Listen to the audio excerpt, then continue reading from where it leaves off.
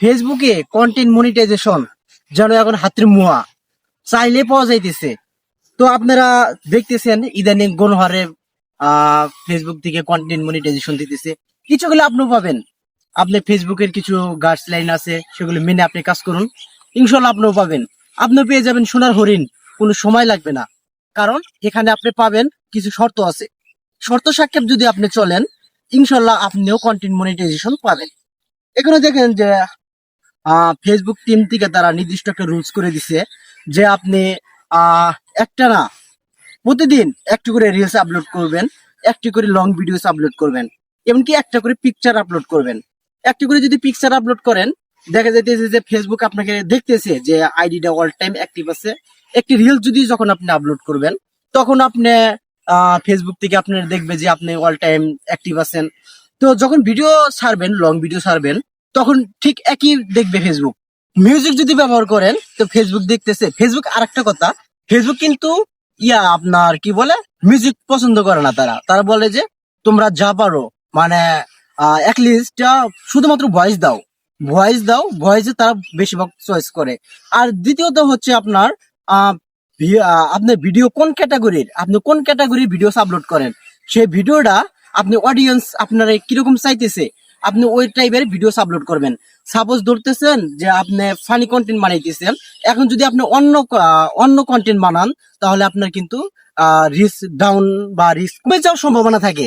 সেক্ষেত্রে আপনাকে ফলো করতে হবে যে আপনি কোন ক্যাটাগরি ভিডিও আপলোড করতেছেন, ওই ক্যাটাগরি ভিডিও বানানোর জন্য আপনি ওই ক্যাটাগরি ভিডিও বানান, ইনশাল্লাহ আপনি সফলতা পাবেন। আপনি এখন একটা জিনিস খেয়াল করবেন, গত পরশু দিন থেকে ফেসবুক থেকে গণহারে কন্টেন্ট মনিটাইজেশন সেটআপ দিতেছে। আপনি এখন আপনার পেজে 10,000, 15,000 কিংবা তার অধিক ফলোয়ার দরকার নেই। এখন আপনার পেজে যদি গঠনমূলক কিছু ভিডিও থাকে, আপনি যদি অ্যাক্টিভ থাকেন, তাহলে ফেসবুক থেকে আপনাকে কন্টেন্ট মনিটাইজেশন দেওয়ার 100% শিওরতা থাকে।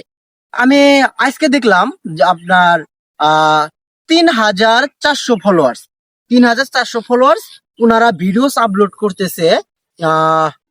সম্ভবত 2 মাস হয়েছে বা এর কাছাকাছি, তারাই অলরেডি কন্টেন্ট মনিটাইজেশন সেটআপ পেয়ে গেছে। আমি কালকে দেখলাম তারা কন্টেন্ট মনিটাইজেশন সেটআপটা যে পেয়েছে সেটা জানাইছে। আর আজকে দেখলাম যে অলরেডি $67 আর্নিং তাদের হয়ে গেছে শুধুমাত্র ফটোস থেকে। তাহলে চিন্তা করেন ফেসবুক কি পরিমাণে আমাকে টাকা দিতেছে। তাহলে আমরা যদি সঠিকভাবে গঠনমূলক ভাবে ভিডিওস আপলোড করে যদি আর্নিং করতে পারি, আপনি সঠিকভাবে ইনকাম করতে চাইলে আপনাকে অধিক পরিমাণের পেজের মধ্যে অ্যাক্টিভ থাকতে হবে। এমনকি আপনাকে প্রতিদিন একটি করে লাইভ ভিডিও করতে হবে। আপনি লাইভ ভিডিও যদি 1 ঘন্টা করতে পারেন, তাহলে আপনার পেজের জন্য ভালো।